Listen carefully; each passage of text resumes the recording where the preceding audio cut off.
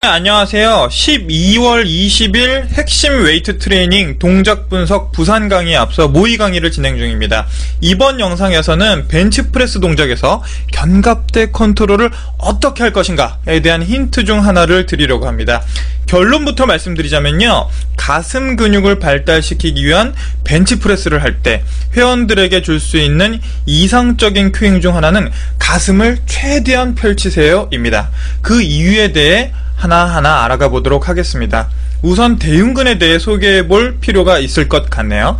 대흉근은 몸통에서 팔로 달린 근육으로 팔을 들어 올린다던가 벌린 팔을 내린다던가 수평면상에서 벌린 팔을 몸통 쪽으로 오므리는 기능을 가지고 있습니다.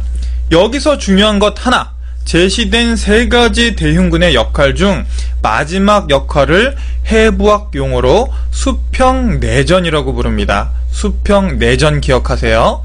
벤치프레스는 대흉근의 여러 기능 중 이 수평내전의 액션이 다분히 활용된 운동이죠.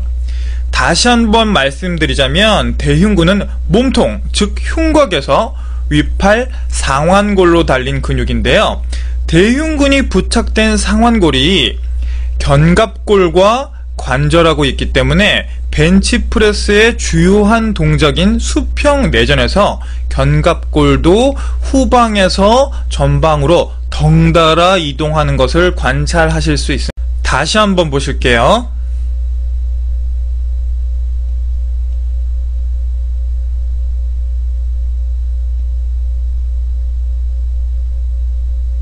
자, 어떤가요? 순수한 상완골의 움직임이 아닌 밝게 표시된 견갑골의 부수적인 전후방 움직임도 관찰하셨나요? 문제는 이러한 견갑골의 움직임은 우리가 공략하고자 하는 대흉근이 아닌 다른 근육들의 힘에 의해서도 이루어질 수 있다는 것이죠. 비교적 순수한 대흉근의 힘을 이끌어내기 힘들다는 이야기입니다.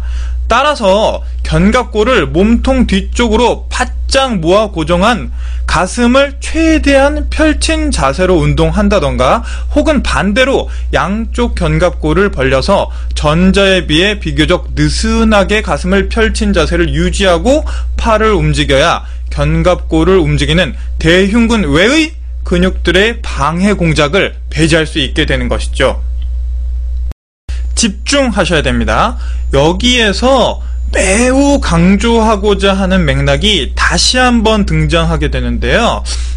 영화를 예로 들어볼까요? 영화 어벤져스죠? 여러분들도 어벤져스의 영웅 중에 특별히 아끼는 영웅이 있을 거예요. 저 개인적으로는 캡틴 아메리카를 상당히 좋아하는데요. 그런데 캡틴 아메리카가 아메리카노가 아니죠? 아메리카가 어벤져스에서 가장 많은 비중을 차지해 제 만족도를 높여주려면 어떻게 해야 될까요?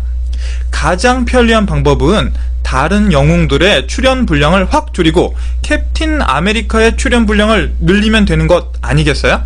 자, 이제 우리는 영화 한 편을 찍어보려고 합니다. 영화 제목은 수평내전이라고 정해보죠. 역시나 우리의 주인공은 대흉근입니다. 어라? 그런데 나도 주연시켜주세요 하고 아우성치는 녀석이 또 있네요. 바로 쇄골과 상완골 사이에 부착된 전면삼각근입니다. 전면삼각근은 대흉근과 함께 상완골을, 즉 팔을 수평 내전시켜주는 중요한 협력 근육입니다. 결국 핵심은 영화 나부랭이 이야기를 하기 전에 우리가 정해놓은 견갑골을 고정한 두 가지 타입의 동작, 즉 가슴을 최대한 펼친다던가 혹은 느슨하게 펼친다던가 하는 고정된 자세를 전제로 전면 삼각근의 움직임을 최대한 배제만 할 수 있다면, 최대한 전면 삼각근을 안 쓰이도록 한다면 딩동댕 대흉근의 비교적 순수한 액션이 나오게 되는 것이죠. 견갑골은 흉곽, 즉 몸통을 따라 움직이기 때문에 대흉근의 길이 변화에 영향을 많이 끼치게 되고요. 몸통에 부착되지 않는 전면 삼각근은 쇄골과 상완골 사이의 각도에 따라 길이 변화가 결정되게 됩니다.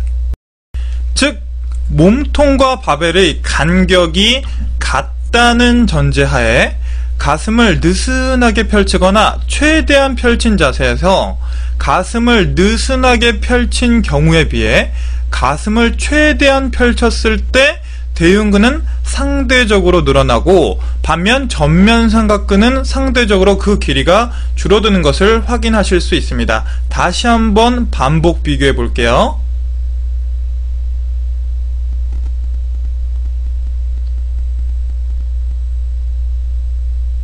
여기서 또 다른 중요 정보 하나. 근육은 탄성 조직입니다. 고무줄과 유사하다고 생각하시면 되는데요. 길이가 적당히 늘어나야 근육의 힘이 최대한 발휘된다는 이야기입니다. 앞선 그림을 다시 한번 비교해 보시죠. 가슴을 느슨하게 펼친 경우에 비해 가슴을 최대한 펼쳤을 때 전면 삼각근은 그 길이가 줄어들고 대흉근은 길이가 늘어나게 됩니다. 즉 대흉근에 더 큰 힘이 발휘될 환경이 제공된 거죠. 다시 한번 보실게요.